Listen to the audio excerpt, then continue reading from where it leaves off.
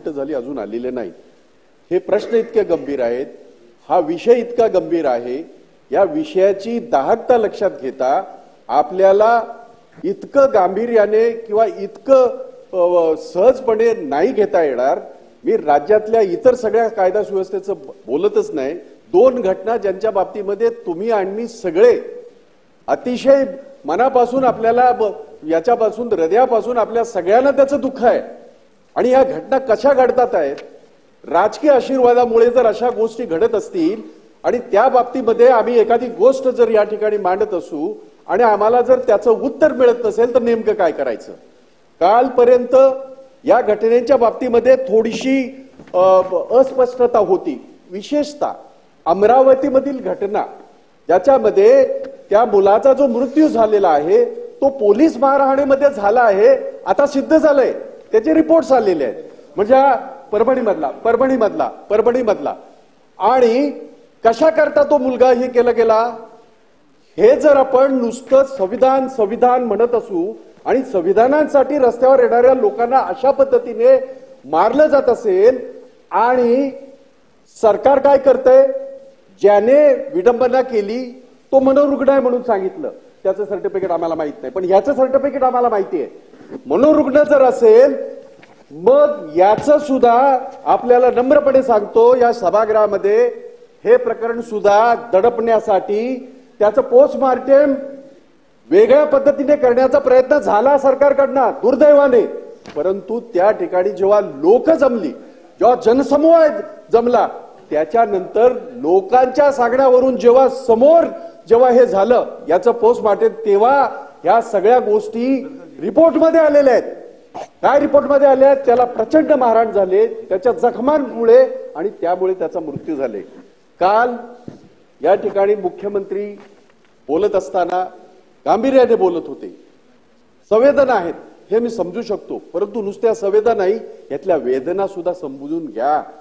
काल बोलताना त्यांनी सांगितलं तो अधिकारी त्याला आम्ही रजेवर पाठवलंय आणि दुसरे अधिकारी त्यांना आम्ही सस्पेंड केलंय. का त्याला रजेवर पाठवलं? जेव्हा तो त्या अधिकाऱ्याच्या याच्यामध्ये अधिपत्याखाली हे सगळं घडलंय, हे सगळं प्रकरण इतकं भयानक घडलंय, काय त्याचा गुन्हा. आणि सगळ्यात वाईट गोष्ट दादा, आपल्याला रस्त्यावर उतरलेला जो नागरिक होता तो सर्व जाती धर्माचा नागरिक होता, कारण त्याच्या मूलभूत हक्कावर जेव्हा गदा येते त्यावेळेला अशा पद्धतीचा उद्रेक होतो, हे आपण सगळ्यांनी पाहिलंय.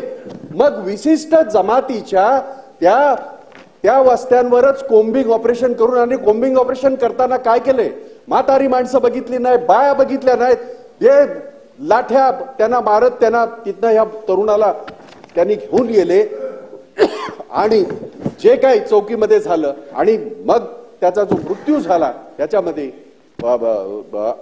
जेलमध्ये, त्याच्या बाबतीमध्ये आता रिपोर्ट आल्याच्या नंतर सुद्धा जर आपण कारवाई करत नसाल आणि मग जर आम्ही तुम्हाला धारेवर धरलं, मग जर आम्ही तुम्हाला जर प्रश्न विचारले तर ते अयोग्य होतील का, हा माझा प्रश्न आहे.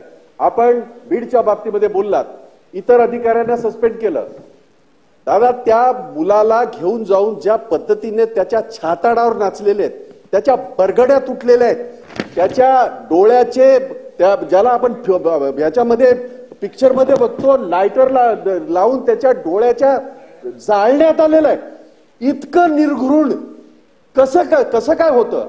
आणि तो हरामखोर इतका बिंदास फिरतोय, त्याच्या अगोदर त्याच्यावर 2 कोटीचा त्याच कंपनीमध्ये आपण थोडक्यात तो प्रयत्न करावा अशी विनंती आहे भाई आपल्याला. माझी विनंती तुम्हाला आहे, आताच तुम्ही असं म्हणाला 289 कसा होतो त्याची चर्चा व्हावी, तेच सांगतोय. आता त्याच्यापेक्षा वेगळं काय सांगतोय का? 289 हा त्यावेळेला होतो ज्या वेळेला सरकारचा संबंध असतो. तात्कालिक विषय किंवा तात्कालिक घटना जी राज्यामध्ये घडते ती आम्ही इथे मांडण्याचा तो आमचा अधिकार, आमचा आयुध आहे. आणि ते आयुध आपल्याला अशा पद्धतीने आयुध आपल्याला वेगवेगळे अजून आहेत. आपण अर्धा तास चर्चा याच्यामध्ये घडवू शकतो भाई, तो विषय नाहीये. तुम्ही मुद्दे मांडा भाई पटकन, एवढी विनंती आहे. आपल्याला सरकारकडनं अपेक्षा आहे की नाही उत्तराची? आपण मला सांगा की आपण ह्याच्यामध्ये डायव्हर्जन आपण का करत आहात? आपण का डायव्हर्जन करत आहात? त्या पीठासीन अधिकारी म्हणून काम करत असताना खालून आपण मार्गदर्शन का घेताय? मी मार्गदर्शन नाही घेते भाई, आपण मुद्दे घ्या. मार्गदर्शन चाललंय, मार्गदर्शन चाललंय, मार्गदर्शन चाललंय. व्यवस्थित बघा जरा, मार्गदर्शन चाललंय, मार्गदर्शन चाललंय. ते तिकडे बघून बोलतात आहेत आणि मला सांगतात आहेत. नाही असं चालणार, नाही असं चालणार. काढून टाका. आपल्याला कुणी मार्गदर्शन करत नाही आणि आपल्याला मार्गदर्शन करण्याचा आम्हाला कुणालाही अधिकार नाही. आमचा तो उद्देश नाही. अशा पद्धतीनं जे वाक्य बोलले ते कामकाजातनं काढून टाका आणि त्याला समज द्या. एकच मिनिट, माझी मंत्री महोदयांना विनंती आहे. बाई माझी 1 मिनिट ऐका. बाई ऐका 2 मिनिटं. आपण ज्येष्ठ सदस्य आहात. बाई आपण ज्येष्ठ सदस्य आहात.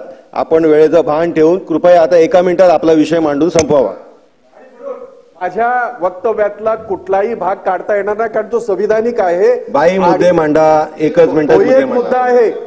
आपण कृपया, माझा फार आपला रिस्पेक्ट, आपला मान ठेवून मी बोलतोय. आपण पण थोडस मार्गदर्शन करताना परत सांगतोय, मुद्दे मांडा. आपण डायव्हर्ट होतोय, मुद्दे मांडा. अरे तुम्ही डायव्हर्ट केलं संपूर्ण. मी डायव्हर्ट झालो नाही.